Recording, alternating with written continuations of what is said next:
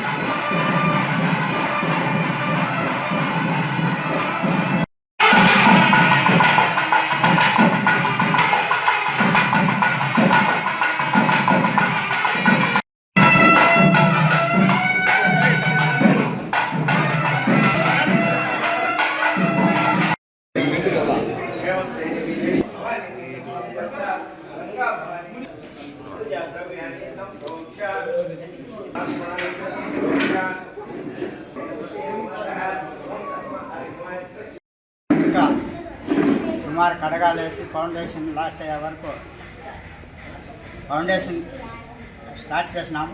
ఆ తర్వాత బిల్లు కొంచెం చాలా కష్టంగా ఉంటుంది. కాణిపాకం వెంకటేష్ గారు ఉండేసి విజయవాడకి తోడుగొప్ప 2-3 సార్లు తోడుగొప్పారు. మళ్ళీ అది 76 లక్షలు శాంక్షన్ అయ్యే కారణము ఈయన ఫౌండేషన్ నేర్చుకున్నాడు. ఆ తర్వాత విజయవాడ కుప్పం 30 సార్లు నాగేంద్ర కుమార్ తోడుగొప్ప అభివృద్ధి శాంక్షన్ ఇచ్చినారు. వీళ్ళిద్దరూ అమ్మ 100 ఏళ్ళ కలిగాలని చల్లగా పెట్టాలని కోరుతాను.